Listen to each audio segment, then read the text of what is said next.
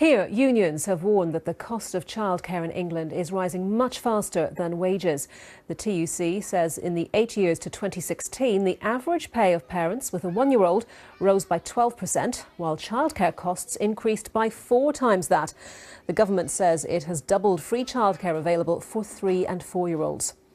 Well, joining me now are Sam Gurney, the TUC's Head of Equality, and Neil Leitch, who's the Chief Executive of the Preschool Learning Alliance. Gentlemen, thank you very much for coming along. So bottom line, Sam, is that parents are spending more of their salary on childcare. And although we mentioned a fourfold difference ratio, if you like, in terms of increases in pay compared to increases in childcare costs, in some areas it's been 7 times as much.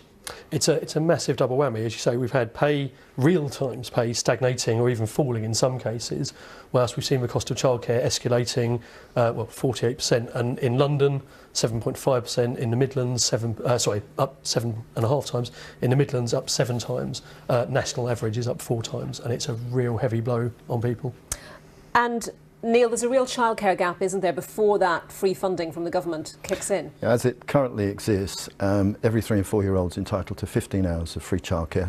Some parents who are working are entitled to now 30, and some 2-year-olds who are financially disadvantaged, their families are financially disadvantaged, are entitled to that. There is nothing between the age of 0 and 2, effectively. So, and frankly, it is the consequence of this free entitlement that is the problem behind all of this, because it's so grossly underfunded that you have to make up the difference by charging those parents that effectively take additional hours or who do not qualify for the free entitlement more. So they cross-subsidise effectively the government's offer.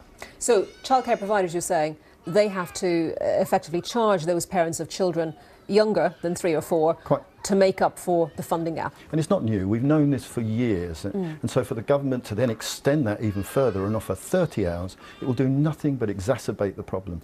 What's the solution? Do you try to spread the funding more evenly across the early years provision, you know, from whenever a parent or parents come back from maternity or paternity leave and want to put their child in some sort of childcare? I think for us that's one of the key issues. The key gap we've identified is that 1 to 2 gap where there is no subsidy or provision from government, no extra support to local authorities or to childcare providers for the children. There's about 1 million parents who are in that. I'm one of them. I've got a 13-month-old, and you absolutely have to put the funding in. You can't do childcare on the cheap. It's a massive part of what should be our social infrastructure. It's important for the economy so that parents can get back to work. It's important for the children so that they've got really good conditions, and it needs adequate funding. So our call on the government is to make sure that is available and see it as the investment that it should be.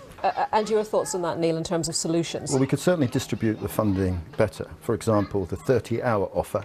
At this particular point in time, you can be a couple earning up to £200,000, working, roughly speaking, 2 hours per week extra to qualify for an additional 15 hours. Whereas if you're a couple that happens to be earning the national living wage, you have to work 16 hours each. So that doesn't feel to me like it's an equitable solution. So redistribution, but there is an important thing here.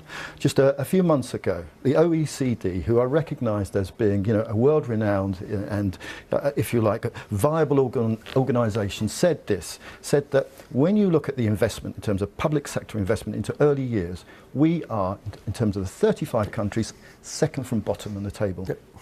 Now, we invest, roughly speaking, about half of what the other OECD countries invest. Again, you have to put money in. It's a crazy situation. You're the TUC's Head of Equality. Is this situation a driver of inequality for women? Because invariably it's mothers who, in most of the cases, are the people who take time away from work to bring up children. Absolutely. We're finding, and it's nearly always women, although not always, we're finding people who want to get back into the labour market but simply can't afford to. So their skills are being lost to the economy, but also that's fueling issues around the gender pay gap because people aren't able to get back into work, people are taking more time out than they'd actually like to.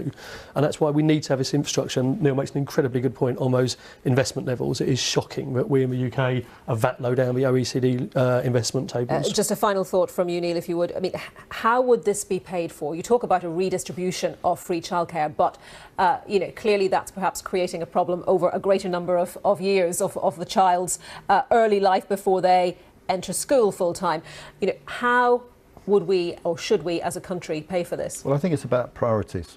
Nobody questions whether we actually fund children who go off to school at the age of 5. And all the evidence shows that if you invest at the earliest opportunities, that you reap the benefits tenfold later on. So it's about priorities. We found £1 billion for the DUP, so I suggest that we can redistribute funding.